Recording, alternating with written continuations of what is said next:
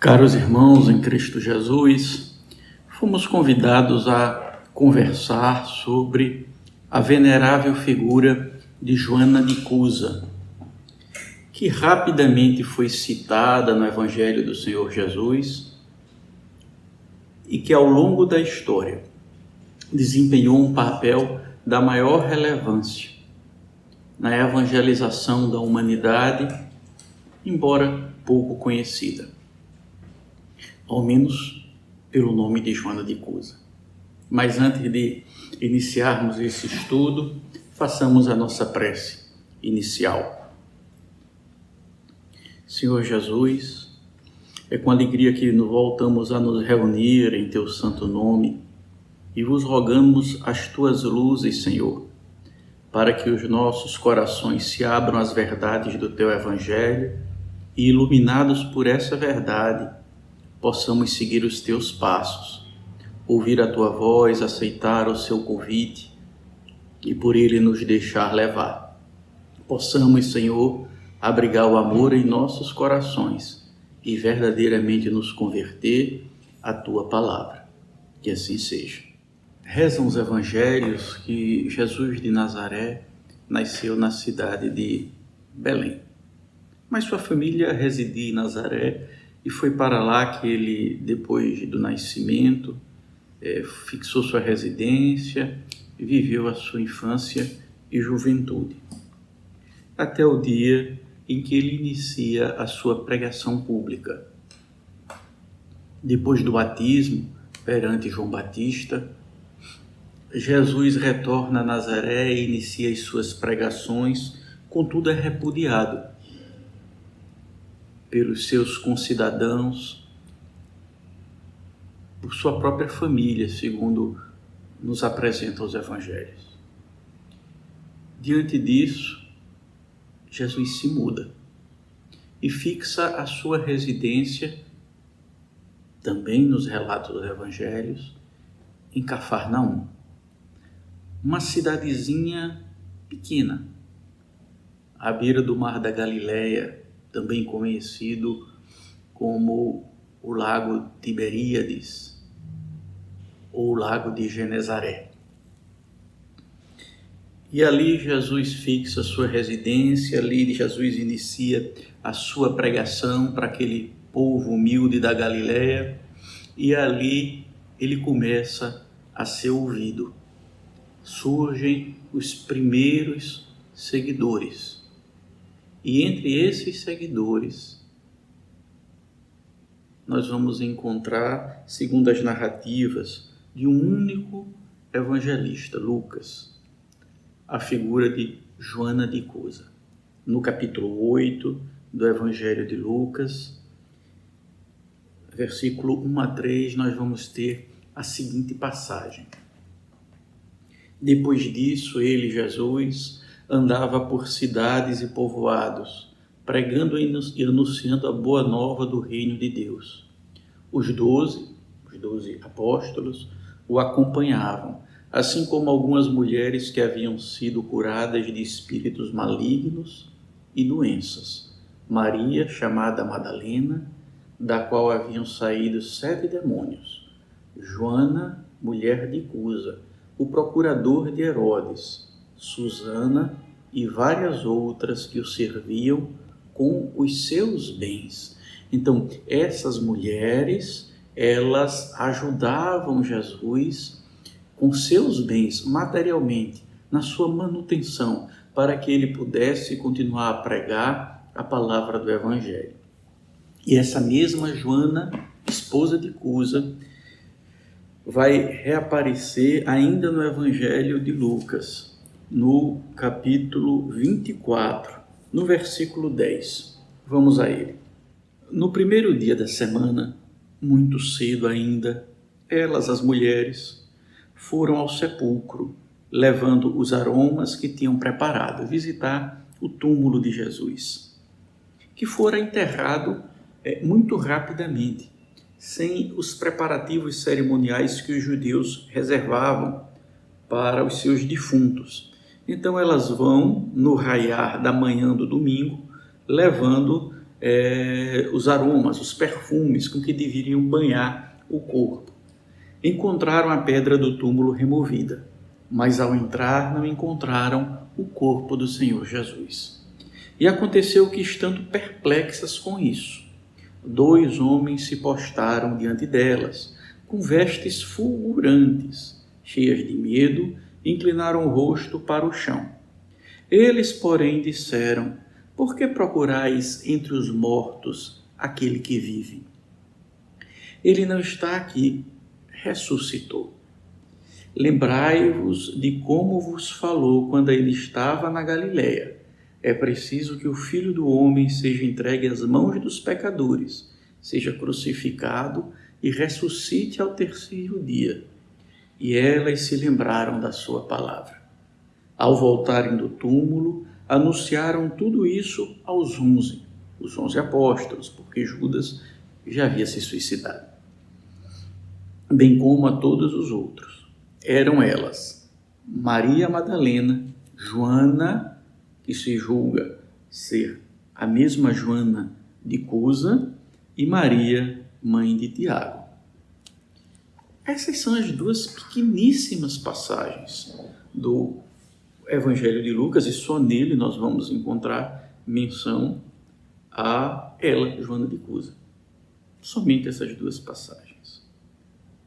Mas, como eu disse antes, a história revelou que somos todos muito devedores desse Espírito venerando. Para que nós entendamos isso, é preciso rememorar uma lição que nos foi apresentada por Humberto de Campos, num dos seus pequenos livros, todos eles deliciosos de serem lidos. Boa Nova. Em Boa Nova, Humberto de Campos nos apresenta um acontecimento que se deu depois da crucifixão de Nosso Senhor. Jesus havia sido crucificado, Jesus havia sido morto e Jesus havia ressurgido dos mortos. Mas os discípulos ficaram apavorados, com medo, sem saber o que fazer. E o que fizeram eles? Retornaram a Galileia. Lembrem-se, Jesus morreu em Jerusalém, mas ele morava em Cafarnaum, na Galileia, e em Cafarnaum ele tinha escolhido os seus apóstolos. Entre os galileus ele tinha a maior parte de seus seguidores. Então esses seguidores resolvem retornar de Jerusalém para a Galileia.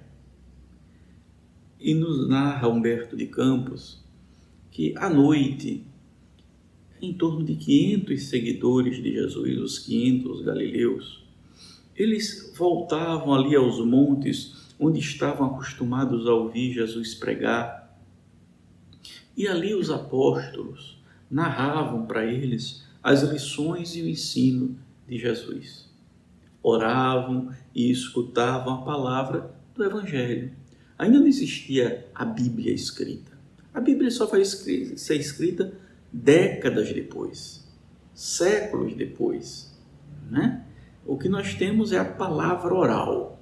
São os ensinos de Jesus sendo oralmente transmitidos por seus seguidores próximos à comunidade cristã iniciante. Pois bem, então eles se reuniam ali naqueles morros e ouviam as pregações, até que um dia, quando estavam todos ali reunidos, Jesus apareceu. E Jesus faz uma grande revelação. E eu não vou ler o texto do livro Boa Nova, para que os irmãos possam pegar na biblioteca, possam ler Boa Nova e possam ler o capítulo 29, intitulado Os 500 da Galileia, onde nós temos o discurso de Jesus para esses 500 pessoas que se reuniram aquela noite. E o que é de importante nesse discurso? Jesus explica que esses 500, doravante, serão responsáveis por levar a sua mensagem aos homens. E o que é que acontece? Aí eu vou ler o que escreve Humberto de Campos. Naquela noite de imperecível recordação, foi confiada aos 500 da Galileia o serviço glorioso da evangelização das coletividades terrestres sob a inspiração de Jesus Cristo. Mal sabiam eles, na sua mísera condição humana, que a palavra do Mestre alcançaria os séculos do porvir. E foi assim que, representando o fermento renovador do mundo, eles reencarnaram em todos os tempos, nos mais diversos climas religiosos e políticos do planeta, ensinando a verdade e abrindo novos caminhos de luz através dos bastidores eternos do tempo. Foram eles os primeiros a transmitir a sagrada vibração de coragem e confiança aos que tombaram nos campos do martírio, semeando a fé no coração pervertido das criaturas. Em suma, meus irmãos, esses 500 espíritos assumiram o compromisso de, através dos séculos, reencarnarem e nos ensinarem, nos recordarem a palavra de Jesus que eles um dia levaram, ouviram. Entre esses espíritos está Joana de Cusa. Cusa era o intendente de Herodes Antipas. Herodes Antipas era o governador, o rei da região da Galileia, onde ficava Cafarnaum, onde Jesus fixara a moradia. Ele era filho de Herodes o Grande. Herodes o Grande é aquele que nos evangelhos é dito que mandou sacrificar os inocentes, mandou matar as crianças que tinham menos de 2 anos de idade quando do nascimento de Jesus, e avisado pelos reis magos de que o novo rei havia nascido. Imaginando ele que esse novo rei era um rei como o rei dos homens, que iam derrubar ele do trono e botar uma coroa na cabeça. Herodes Antipas é filho dele. Foi Herodes Antipas que mandou cortar a cabeça de João Batista.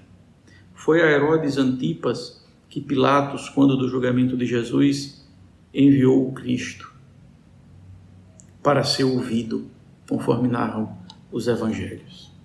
Cusa era intendente, era um alto funcionário de Herodes Antipas e residia em Cafarnaum com sua mulher Joana. Mas Cusa era um homem que não vivia um bom casamento, ele era um homem perturbado, ele era um homem que desrespeitava o seu casamento, e isso tornava Joana uma mulher muito infeliz.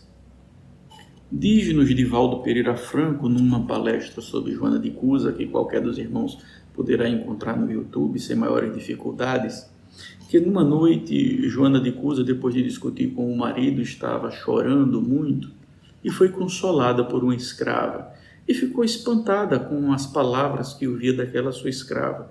E a escrava disse a ela que aprendera tudo aquilo com um mestre, um jovem mestre, Jesus, que pregava à noite à beira do lago de Genezaré, e convidou a sua proprietária, ela era escrava, Joana era a proprietária dela, convidou a sua proprietária para também ela escutar as lições daquele jovem pregador. Joana no começo desdenhou, mas ficou curiosa e foi perguntar a outras escravas e servas sobre se sabiam alguma coisa de Jesus, e todas relatavam a mesma e igual coisa, de modo que ela ficou um dia tentada a ir ouvir aquele pregador, e foi. Vestiu uma capa para não ser reconhecida, afinal de contas ela era uma mulher da alta sociedade, não convinha ser vista numa reunião onde estavam escravos e pescadores, mas ela foi e ficou encantada com o que ouviu, e ela voltou e voltou e voltou. Mas ela trazia o coração muito amargurado, de modo que ela sentiu a necessidade de conversar com Jesus pessoalmente. Pediu à sua escrava que providenciasse isso, e ela providenciou. De modo que numa noite, Joana foi até a casa de Simão Pedro e lá encontrou-se com Jesus. E abriu o coração para Jesus. falou de todas as dores e infelicidades que consigo carregava por seu casamento infeliz. E ouviu de Jesus: teu esposo não te compreende a alma sensível, compreende até um dia. É leviano e indiferente, ama-o mesmo assim. Não te acharias ligado a ele, se não houvesse para isso razão justa. Servindo-o com amorosa dedicação, estarás cumprindo a vontade de Deus. E continua.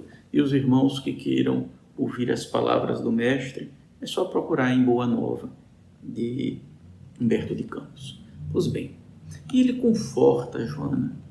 E Joana se anima e diz que sim, vai fazer tudo aquilo, vai voltar para casa e amar ainda mais, se devotar ainda mais à coisa. Ao partir, Jesus lhe diz: vai, filha, sê fiel. Meus irmãos, essas duas palavrinhas, seja fiel, tocaram o coração daquela mulher como nenhum de nós pode sequer imaginar. Essas duas palavras moldarão a alma dessa mulher. Ela foi fiel. Em 68 depois de Cristo, ela está com um de seus 2 filhos em Roma. Como isso aconteceu? Cusa, por sua vida atrapalhada, terminou por tudo perder, se endividar, morreu. E Joana, que era uma mulher rica, se viu na necessidade de trabalhar para manter-se e a seus 2 filhos. Foi trabalhar cuidando dos filhos das outras senhoras da alta sociedade com quem ela antes convivia. E já com certa idade, ela vai a Roma com um de seus filhos. Ano 68, ano em que o imperador Nero resolve tocar fogo em Roma. Ele não era um camarada muito bom da cabeça. Resolve tocar fogo em Roma e, diante da revolta popular, ele acusa os cristãos e mata milhares de cristãos, como punição pelo incêndio que ele mesmo provocara. Mas ele mata milhares de cristãos. Numa das noites, quem estava no Coliseu, todos já devem ter visto na televisão, nas revistas, o Coliseu, aquele grande estádio para os jogos romanos. Pois bem, ele ali resolve, naquela noite, matar, queimado na fogueira, 500 cristãos, entre eles Joana e seu filho. Antes do sacrifício, o filho de Joana é flagelado, açoitado, e pede a ela abjura. Abjurar é abandonar a Deus da sua fé e adotar a um outro Deus. Porque bastava para o cristão fugir ao sacrifício, reconhecer o imperador como Deus e fazer um sacrifício ao imperador. Uma pequena oferta ritualística. Feito isso, as acusações eram retiradas e o cristão poderia levar sua vida normal. Mas boa parte dos cristãos não abjurava, mantinha-se fiel a Jesus. Isso foi muito importante, porque o exemplo de fé daqueles cristãos tocou o coração de muitos no Império, a ponto de um dos pais da igreja ter escrito que o sangue dos mártires, o sangue dos mártires é semente de cristãos.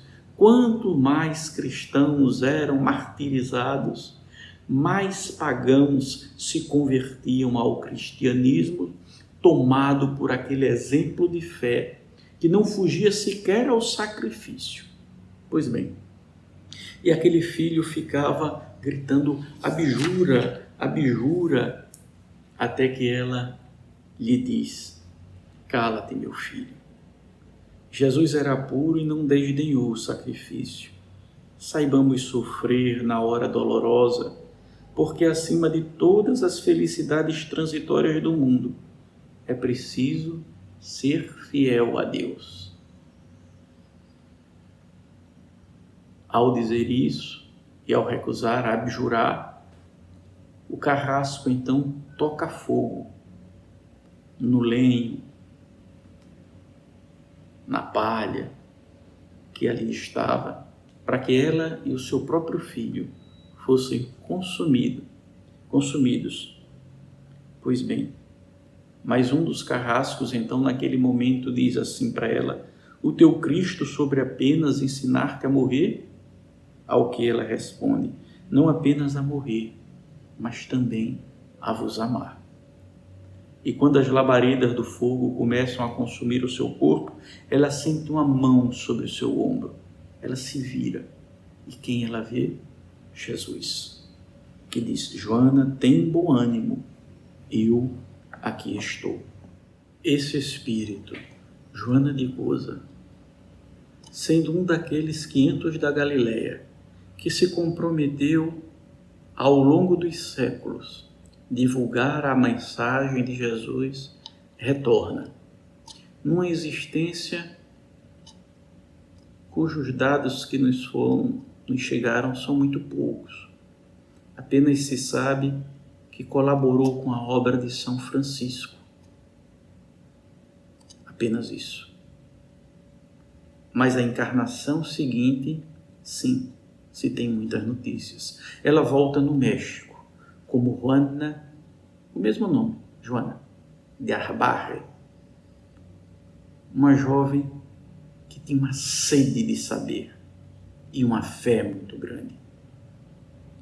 E essa jovem entra para a ordem de São Jerônimo, se transforma numa freira e passa a se chamar Sor Irmã Juana de la Cruz. Pois bem, Juana de la Cruz é considerada a maior poetisa de língua espanhola.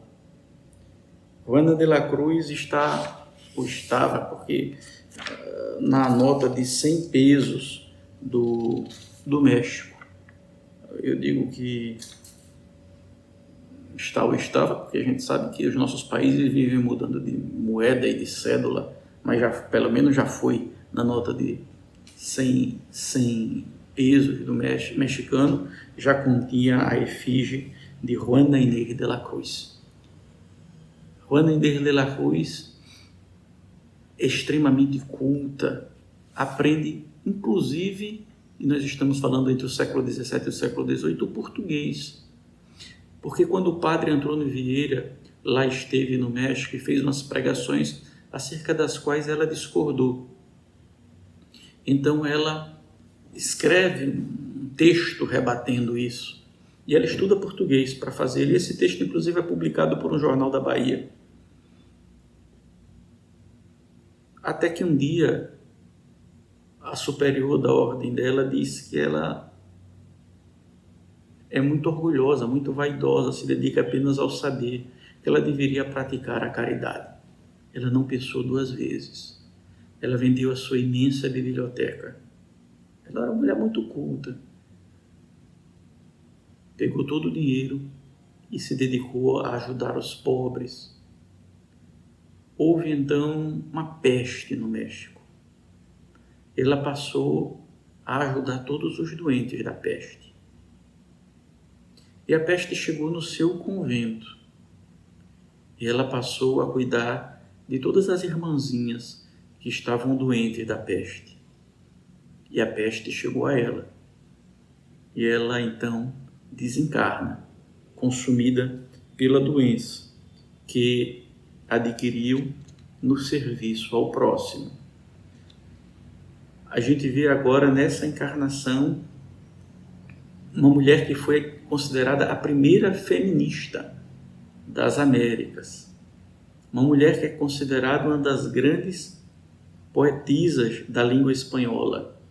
Uma mulher que é considerada uma das grandes cientistas de sua época. em razão do conhecimento científico de que ela dispunha, que procurava demonstrar que através da ciência, do conhecimento científico, pode o homem chegar a Deus.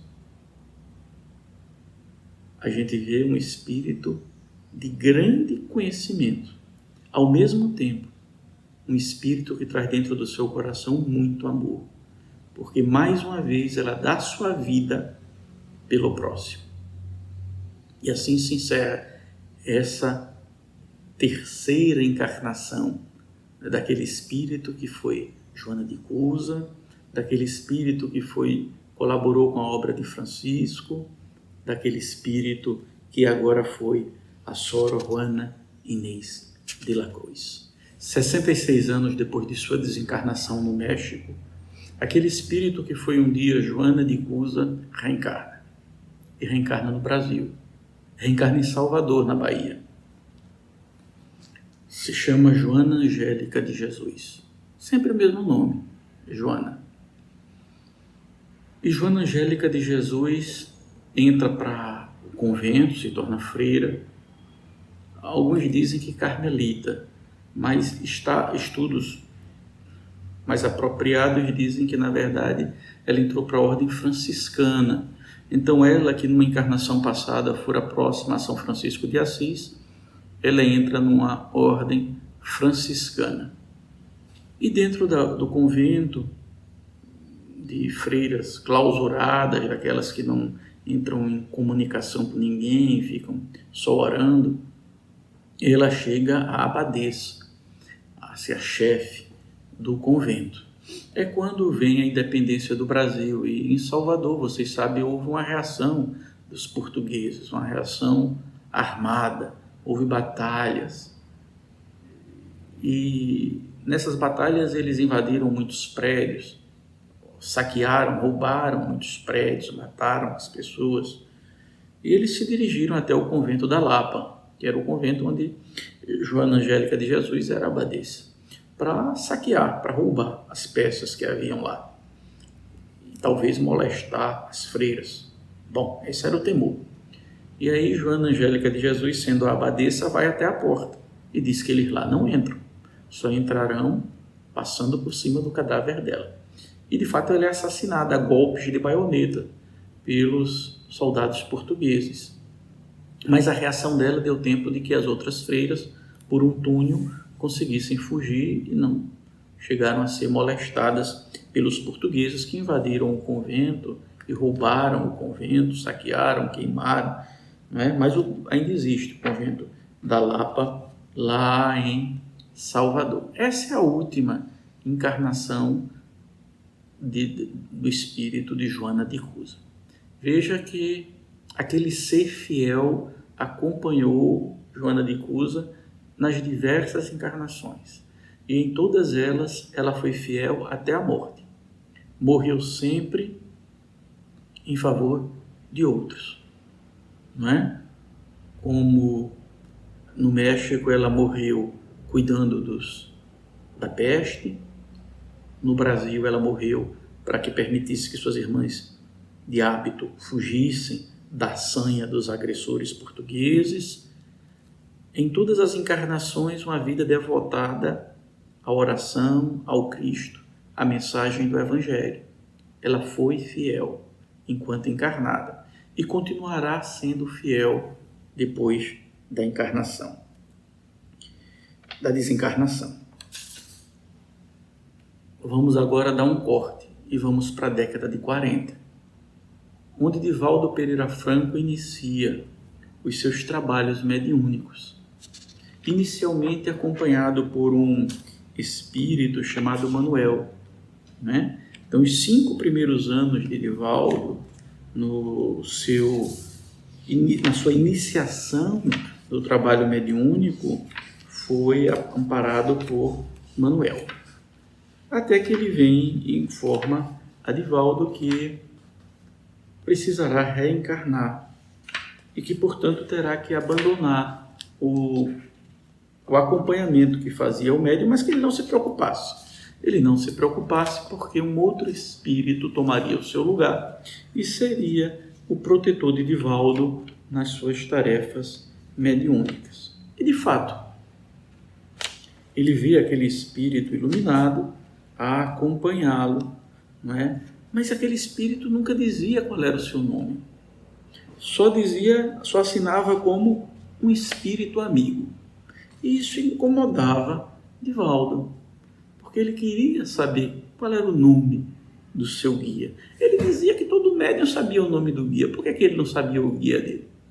E uma vez, em 1947, ele reclama ao seu guia espiritual por não saber do nome. E o espírito diz: seu guia é o maior de todos, é Jesus. Mas ele não se conforma, né? Jesus eu não quero, ele é guia de todo mundo, eu queria um só para mim. Divaldo, a gente vê Divaldo hoje, não imagina Divaldo dizendo essas criancices, né? Mas todo mundo começou de baixo, inclusive Divaldo, né? Então, em 1956, finalmente, depois de Divaldo tanto insistir por anos a fio em saber o nome daquele espírito que o ajudava nas suas tarefas, ela diz: olha, na minha última encarnação eu me chamava Joana. E Divaldo fica meio decepcionado, ele mesmo diz isso.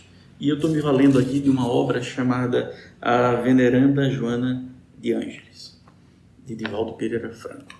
Joana. E Divaldo disse que ficou meio decepcionado, ele pensava assim, ela percebeu e perguntou a ele: mas você não gostou não? Aí ela disse: gostei, mas eu queria um nomezinho mais sonoro. E aí ela diz assim: então você me chama Joana de Ângeles. E aí ele diz assim: mas esse é o nome mesmo ou um pseudônimo que a senhora está dizendo? Ela disse: você queria um nome, já tem meu nome, Joana de Ângeles. E ele fica então satisfeito, ele agora já sabe o nome da sua protetora e tudo mais. Até que no ano de 1978, Divaldo Pereira Franco, na sua terceira visita a Roma, está no Coliseu. E lá estando, Joana de Ângeles se apresenta. E leva ele até um determinado ponto do Coliseu. E diz que naquele local, em 68 depois de Cristo, naquele mesmo ponto, fora sacrificada Joana de Cusa. E Divaldo descobre então que Joana de Ângeles é a mesma Joana de Cusa, aquela que foi fiel a Cristo desde aquela noite à beira, na casa de Pedro, à beira do mar da Galileia. E diz mais, diz que aquele filho, o mais novo, que foi sacrificado aquela noite com ela, estaria encarnado naquela época. Alguns dizem que esse seria Nilson, o companheiro de Divaldo na construção da Mansão do Caminho, mas isso não é certo, há quem diga, né? O fato que é certo é que ela disse que aquele filho que fora sacrificado com ela estaria encarnado e seria da relação de Divaldo, o que afasta a possibilidade de ser o próprio Divaldo, não é? Seria da relação de Divaldo. E aí a gente começa a ver a importância que Joana de Cusa tem para todos nós, não é? Ela se comprometeu para conosco. Depois de mais de quase 12 mil anos, ela continua a nos trazer com os ensinos, a palavra, a mensagem de Jesus de Nazaré. Aquilo que ela ouvia à beira do lago, do mar da Galileia, do lago de Genezaré, do lago Tiberíades, ela continua a nos trazer cotidianamente através da pena de Divaldo, não é? A nos ensinar o Evangelho, a palavra do Cristo, a nos convocar também a nós a sermos fiéis à mensagem de Jesus Cristo. Mas Joana de Cusa colaborou também com a própria codificação. Já no plano espiritual, depois da sua última encarnação no Brasil, o espírito que habitou Joana de Cusa é convocado pelo Espírito da Verdade para colaborar com a obra espírita. E ela assina 2 mensagens que se encontram no Evangelho segundo o Espiritismo, com o pseudônimo Um Espírito Amigo. A paciência, que a gente encontra no capítulo 9, item 7 do Evangelho, e dar-se-á ao que tem, que nós vamos encontrar no capítulo 18, item 15 também do Evangelho segundo o Espiritismo. 2 mensagens daquele espírito Joana de Cusa, que nos é relatado, teve que se preparar para essas mensagens, de modo a fugir do seu pensamento muito ligado à visão católica, as várias encarnações dela desde a Idade Média em ordens religiosas católicas, para ter uma visão mais global da espiritualidade, de modo a que a sua composição fizesse parte da codificação, como de fato veio a fazer. Algumas outras curiosidades nos são apresentadas no livro Semeador de Estrelas, de Sueli Caldas Schubert, onde ela fala que Divaldo revelou que nas diversas encarnações Joana conseguiu imprimir às suas feições similitudes, de modo que nas diversas encarnações ela tinha aparência física assemelhada entre uma encarnação e outra. Escreve Sueli Caldas Schubert. Nessas diferentes reencarnações, conforme Divaldo elucida, Joana plasma o mesmo rosto, as mesmas características morfológicas que hoje a identificam de maneira assombrosa, mostrando o espírito superior a habitar diferentes corpos, imprimindo nestes a marca inconfundível da sua individualidade. Quer dizer, trata-se realmente de um espírito altamente evoluído que consegue impor, quando da formação do seu corpo físico, as características morfológicas, de aparência, que ela bem deseja que o corpo possa apresentar. Não é? Vejam que espírito maravilhoso. 2 citações mínimas no Evangelho de Lucas. E que espírito fabuloso. Imagina os outros 499 daqueles 500 da Galileia, que passaram ao longo dos séculos encarnando e reencarnando, assim como Joana de Cusa, para nos esclarecer, para nos orientar. Somos devedores de muitos irmãos que nos amam maternalmente, muitas vezes sem qualquer laço maior conosco, senão da fraternidade universal. E qual seria o laço maior que esse? Não é? Mas nós temos ainda muito o que aprender com esses espíritos. Que fidelidade é essa de Joana de Cusa? Vai, filha, e ser fiel. E foi fiel por 2000 anos. Foi fiel a ponto de sacrificar a sua vida inúmeras vezes. Foi fiel a ponto de se dedicar por nós através da codificação, elaborando os seus textos. Foi fiel, é fiel até hoje, através da pena de Divaldo Pereira Franco, porque até hoje ela nos brinda, quem é assinante do Reformador, sempre tem uma página psicografada por Divaldo, recentemente psicografada por Divaldo, a cada edição uma página de Joana de Ângeles, com lições maravilhosas para cada um de nós. Então, todas as vezes que nós, repassando a página dos nossos evangelhos, da nossa Bíblia, estudando o Evangelho de Lucas, encontrarmos esses 2 versículozinhos insignificantes que falam de Joana de Cusa, saibamos reverenciar essa mulher.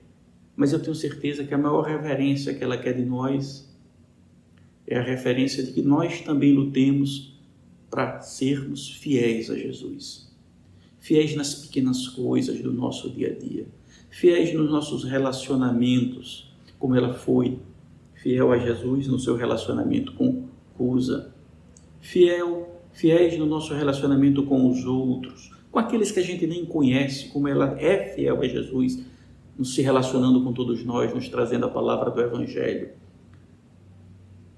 Temos muito que aprender com Joana de Cusa. Temos muito que agradecer a Joana de Cusa. Temos muito que nos espelhar em Joana de Cusa. E que as bênçãos de Deus, nosso Pai, possam se infundir em nossos corações e nos fortalecer nesse propósito. Fiquem na paz.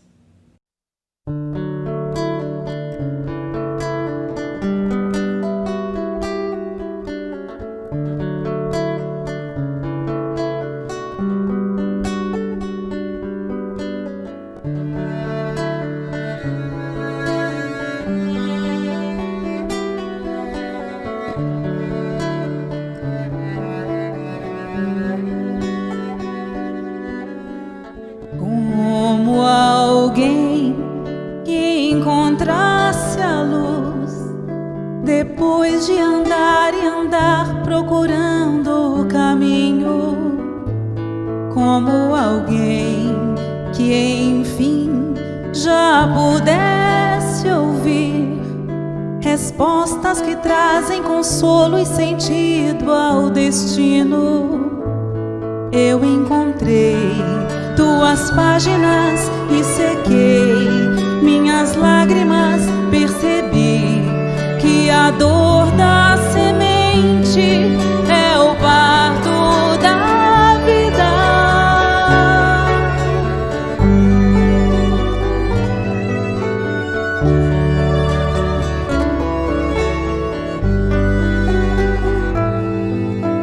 Como alguém que já quer seguir os passos do Mestre com fé e razão conscientes, como alguém que em si já soubesse ouvir as vozes dos seres que habitam o espaço infinito. Eu encontrei tuas páginas e sequei minhas lágrimas, percebi que a dor da semente é o parto da vida. Minha dor me trouxe aqui para entender a flor que brota em mim.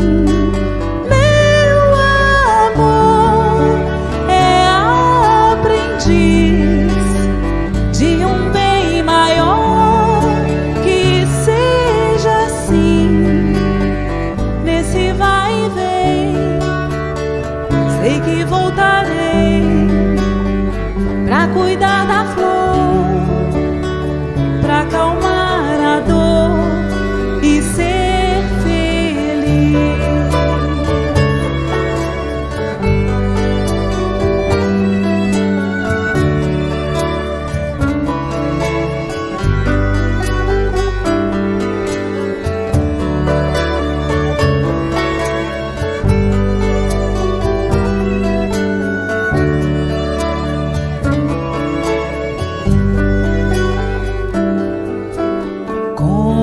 Alguém que já quer seguir os passos do Mestre com fé e razão conscientes, como alguém que em si já soubesse ouvir as vozes dos seres que habitam o espaço infinito.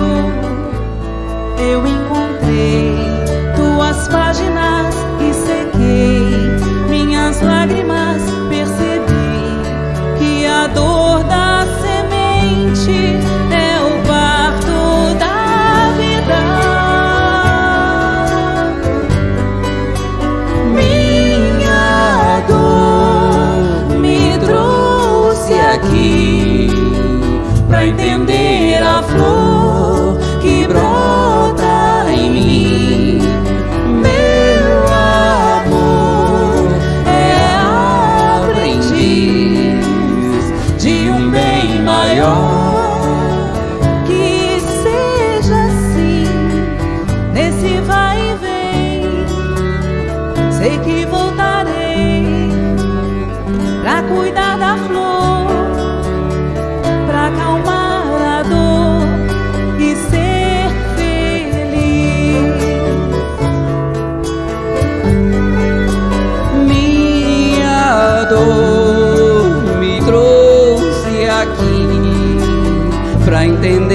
a flor que brota em mim. Meu amor é aprendiz de um bem maior. Que seja assim, nesse vai e vem. Sei que voltará